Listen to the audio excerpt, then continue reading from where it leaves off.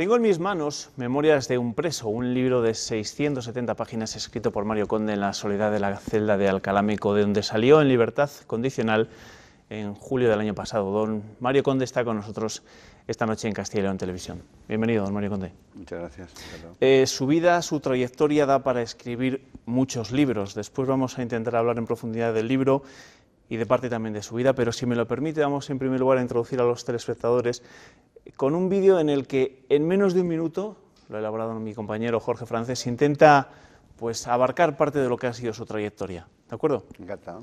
Vemos el vídeo y después vamos con la entrevista. El símbolo del éxito. Así se consideraba Mario Conde en los años 80 y 90. Sin embargo, de estar rodeado de aduladores, pasó a estar rodeado de enemigos. El 28 de diciembre de 1993 se produjo la intervención de Banesto, banco del que Mario Conde era presidente desde 1987. Entró en prisión por primera vez en la Nochebuena de 1994. En los años siguientes fue acusado de apropiación indebida y estafa en una larga historia judicial del caso Banesto que termina con la condena del Tribunal Supremo en el año 2002. El expresidente de Banesto consigue la libertad condicional hace poco más de un año, en julio de 2008. Mario Conde tiene 61 años, nació en Tui y, según cuenta su biografía, lo hizo antes de que el médico llegara a atender a su madre. Estudió Derecho y fue el primero de su promoción en las oposiciones para abogado del Estado. Su brillantez le llevó a conseguir llegar a lo más alto de Banesto cuando solo tenía 39 años. Unos destellos que se apagaron con una etapa más oscura que ahora cuenta en su libro Memorias de un preso. Un libro que comienza: ahora, Mario, vas a ir a la cárcel. Memorias de un preso, sin lugar a dudas, un libro que más curiosidad o, ¿por qué no?, morbo ha podido levantar en los últimos tiempos en nuestro país, teniendo en cuenta que Mario Conde es uno de esos personajes de nuestra historia reciente que más alfombras puede levantar o que de más mantas puede tirar. ¿Lo hace en este libro? No, realmente ese libro cubre una etapa, ¿no? Y es la etapa de prisión, que es una etapa larga. Y hombre, ahí lo que cuento son hechos, pero no cuestiono la justicia, no cuestiono la política. Estoy relatando pues cómo se resiste, ¿no? Cómo una persona pasa de ser presidente de un banco a vivir en una celda. Piense que yo siempre digo esto, ¿no? Que tardé 5 años en hacer la carrera, 2 en ser abogado del Estado, 6 en la industria farmacéutica, 6 en la banca y 15 en cárcel. Entre unas cosas y otras liado con el sistema penitenciario, ¿no? Entonces, y en una etapa muy fructífera de la vida de una persona, ¿no? Entonces es un libro que transmite esperanza, se sale. Si tú aguantas, ahora que las cosas están difíciles en España, pues también de esta cárcel se sale, ¿no? En el libro usted revela algunos detalles que en otros momentos había negado a revelar, como por ejemplo aquella conversación que mantuvo en la mañana del 28 de diciembre de 1993 con el rey, cuando ya tenían algunas noticias de que algo iba a pasar con Banesto. ¿Qué le dijo exactamente a Juan Carlos? En realidad, la noticia la tenía el rey, porque yo en ese momento no la sabía, eran las 8 de la mañana y me llamó por teléfono porque le acaba de llamar el presidente del gobierno para decirle que iban a hacer algo con Banesto, que no sabía muy bien ni siquiera el rey en qué consistía, ¿no? Pero el rey le dijo al presidente del gobierno que, bueno, que eso no se hacía en el mundo occidental, que si había algún problema que lo solventaran, etcétera, ¿no? Y el presidente del gobierno le vino a decir, según me contó a mí el rey, que se alejara de aquello, que aquello tenía un contenido de orden político, ¿no? ¿Por qué no lo dije antes? Porque hay que imaginarse cómo estaba la situación en el año 93, 94, como para que yo contara eso. Hubiera servido para implicar a la corona y para nada más, ¿no? Sin embargo, ahora, cuando hemos visto que en el mundo occidental, con los problemas de los bancos, todos los gobiernos de todo el mundo están haciendo lo que el rey le dijo a González que hiciera, lo puedo contar porque el rey en este sentido fue avanzado, ¿no? Pero claro, es inevitable. Si todo el mundo está haciendo esto y esto es tan evidente que es lo que hay que hacer, ¿por qué el presidente del gobierno aquel día no hizo caso al rey? ¿Por qué? Es inevitable que esta pregunta se quede en la mente de los ciudadanos españoles, pero el único que tiene la respuesta segura es el presidente del gobierno. ¿Y usted por qué cree que no le hizo caso al rey? Y sobre todo, ¿cree que la situación es similar a la que están viviendo los bancos en estos momentos a la que vivió en aquella época Banesto? No, la situación que están viviendo los bancos en este momento es de una crisis real, profunda y con problemas serios. Tan es así que el Banco de España tiene que estar modificando las normas contables para permitir que los bancos, en vez de dar pérdidas, den beneficios, ¿no? Lo que hubo en aquellos días era todo lo contrario, nosotros no teníamos ese problema y el Banco de España tuvo que modificar las normas contables para transformar unos beneficios en pérdidas. ¿Por qué no le hizo caso al rey cuando lo que decía el rey era no solo sensato, sino lo que se está haciendo hoy en día? Porque el asunto no era financiero, no se trataba de un problema financiero, se trataba de un problema político. Y un problema político muy concreto. Banesto en aquel momento era una institución financiera, controlaba medios de comunicación, controlaba empresas industriales, no se ajustaba a los parámetros del sistema y decidieron que bueno, había que terminar con aquello. Pero aquel problema político lo llevó usted a la cárcel al final. Siempre es así, ¿no? Cuando repasa uno la historia y la estudia con cierto detenimiento, no ha habido casos de problemas políticos que no se hayan saldado de una manera u otra con encierros en prisión, ¿no? Desde el adelantado de la Florida hasta el Marqués de Salamanca, pasando por quien usted quiera, ¿no? La cárcel en demasiadas ocasiones es un instrumento del poder más que un instrumento de la justicia, ¿no?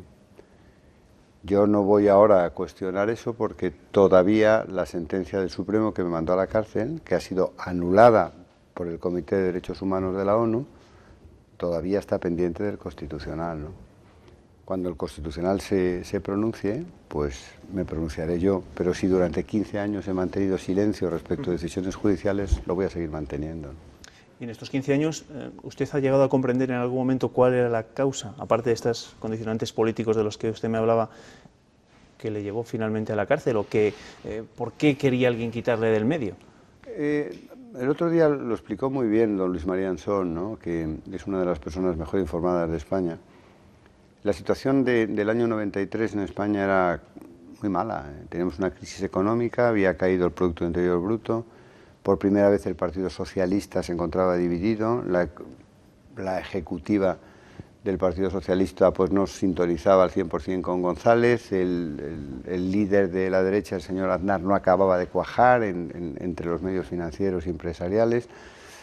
Se corrían voces de que había que hacer algo y bueno, en esa situación había muchos que por alguna razón apuntaban, eso es lo que explicó este señor Ansón, ¿no?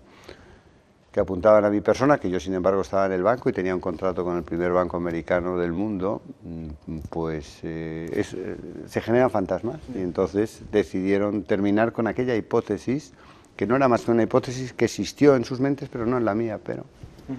En los años en los que usted estaba en la cumbre del éxito del poder financiero, seguro que tuvo muchos aduladores. ¿Hubo después muchos que le traicionaron, que le dieron la espalda? No, realmente personas que me han defraudado porque eran amigos míos y que luego me han traicionado dos. Pero yo lo tenía clarísimo. Había mucha gente que decían ser amigos míos y en realidad eran amigos del presidente del banco, fuera yo o cualquier otro. Por tanto, cuando ellos pasó aquello, me quitaron mi puesto, pues siguieron siendo amigos del presidente del banco, era otro. Pero lo que agradezco enormemente durante estos años es los ejemplos que me han dado algunos amigos, ¿no? Que han sabido resistir con una dignidad que me hace estar en deuda moral con ellos, ¿no? Porque han tenido un comportamiento realmente asombroso, ¿no? ¿Qué le ha enseñado a Mario Condé la cárcel, su paso por la prisión? ¿Cómo soy? Es decir, todos nosotros creemos que sabemos cómo somos, ¿no? Pero para saber realmente cómo somos tenemos que ponernos en esa circunstancia. Un hombre no sabe si tiene un precio hasta que no se lo ofrecen, ¿no? Y en la soledad de la cárcel es un espejo y ahí sabes cómo eres, ¿no? Yo hoy sé cómo soy y me conozco, que tengo ventajas, inconvenientes, virtudes y defectos, pero tengo uno, ¿no?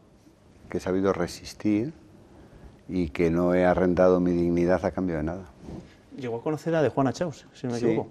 Un poco, porque es un hombre muy complicado, no habla con nadie y en un momento determinado coincidimos, 10 minutos. ¿Y qué impresión le dio el eterno? Pues es un hombre absolutamente convencido de sus ideas, reconociendo que él la había matado y diciendo que tenía unas aspiraciones para las cuales el asesinato no era un límite, ¿no? Porque de hecho usted terrible. también llegó a estar en la lista de objetivos de la banda terrorista ETA. Lo sabía antes de entrar en prisión, pero en prisión un etarra, cuando yo le estaba haciendo el registro, me lo dijo que él había sido el encargado de hacer el trabajo sobre mí. Y qué casualidad, lo suspendieron porque me metieron en la cárcel, ¿no? Y estas son las paradojas del destino, ¿no? Me metieron en la cárcel por un asunto que es el de Gente Atrás, que toda España sabía que ese dinero lo había tocado cualquier persona menos yo, y me meten por eso, con la finalidad de castigarme en ese terreno, y casualmente, según me explicó ese tarra, me salvó la vida, ¿no? Así es la vida. Curioso. Reconoció el propio Emilio Botín, el banquero, que con la adquisición de Banesto hizo uno de los mayores negocios de su vida, Sí. de su vida profesional. ¿Usted qué opinión tiene de Emilio Botín? Que Y es sobre verdad. todo, ¿cree que algo tuvo que ver también? No, yo creo que eso no fue una decisión de la banca y por eso he tenido que pelear mucho, ¿no?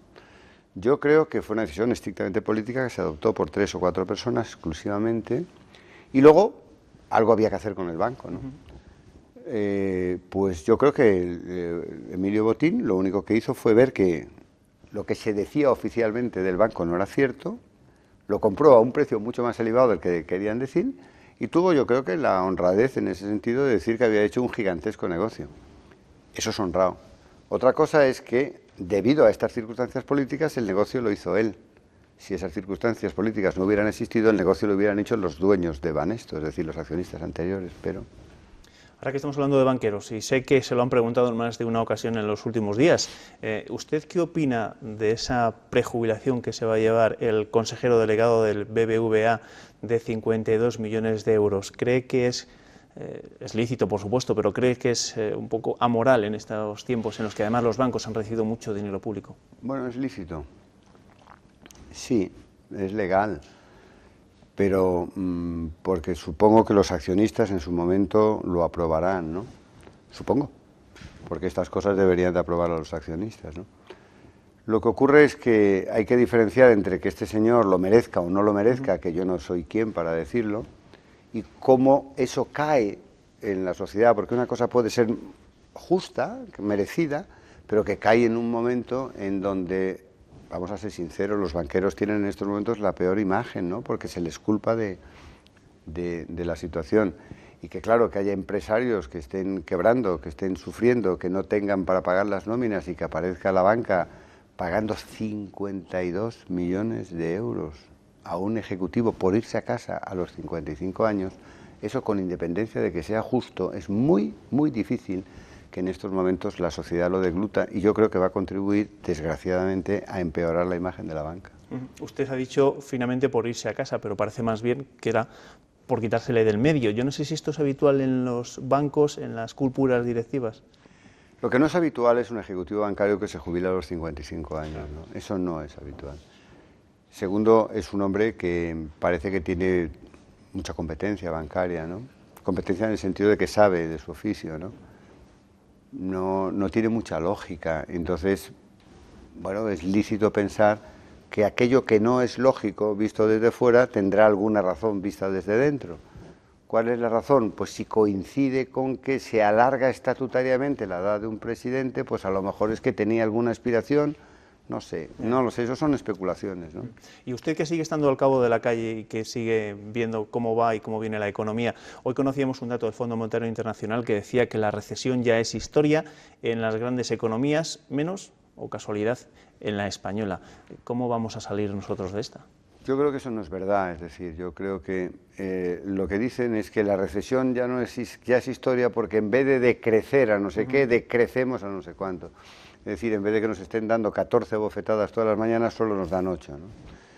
Pero aquí en España más igual. En España lo que pasa es que en vez de darnos 353, nos dan 351, ¿no? España tiene un problema muy serio, muy grave, generado por el endeudamiento del sector inmobiliario, el endeudamiento de las familias, la falsa alegría del euro, esa facilidad con que la banca concedía los créditos, los problemas que actualmente tiene la banca, la falta de dinero para las empresas, que se encuentran que son empresas buenas, que están funcionando bien y que de repente se les cortacircuita el crédito. Yo creo que tenemos que prepararnos para seguir pasándolo mal, ¿no? Y, hombre, Ojalá que fuera cierto los brotes verdes, ¿no? Pero yo no veo brotes verdes en el paro, yo no veo brotes verdes en la facilidad de las empresas para tener créditos, yo no veo brotes verdes en el crecimiento del consumo, yo no veo brotes verdes en el aumento de la inversión, yo no veo brotes verdes en el aumento de las exportaciones. Es decir, hay que diferenciar lo que dicen los políticos y lo que vivimos los empresarios cada día, ¿no? Y lo que yo le puedo garantizar que vivo cada día no son, como mucho, son de color oscuro los brotes. El pasado 14 de septiembre, el día de la exaltación de la Santa Cruz, usted cumplió 61 años Sí, todavía. No ha llegado a la edad de jubilación, pero mire todo lo que ha vivido. ¿De qué es lo que más se arrepiente? Si se arrepiente de algo. Yo el concepto de arrepentimiento es un concepto inútil, ¿no? Porque si pudiera mirar para atrás y cambiar... Yo he cometido errores, como creo que comete todo el mundo que decide, ¿no? Yo he tomado decisiones equivocadas, como todo el mundo que toma decisiones. Yo he tomado decisiones acertadas, he tenido algunas cosas buenas. El saldo de una vida es como el saldo de una empresa, cuando los ingresos son superiores a los gastos, ¿no? Aquí estoy, he resistido y en ese sentido estoy contento conmigo mismo, ¿no? Pero lo que más me ha dolido en mi vida, lo que más ha sido el ser humano, ¿no? Personas a las que yo he querido entrañablemente, que he ayudado a lo largo de mi vida y que por un plato de lentejas pues te han vendido, ¿no? Gracias, don Mario Conde. ¿Va a seguir escribiendo? Sí, esa es la etapa, digamos, carcelaria. Hay una etapa anterior, que es la llegada al poder de Banesto. Hay otra etapa, que es la estancia en Banesto, lo que pasó en aquellos años. Y hay una etapa que estoy escribiendo, pero esa no con la pluma, sino cada día, con mi vida, que es y ahora en adelante, cada instante, ¿no? Pues seguiremos atentos porque aquellos fueron unos años apasionantes. Gracias por estar en Castilla en Televisión. Muchas gracias a ustedes. Buenas noches.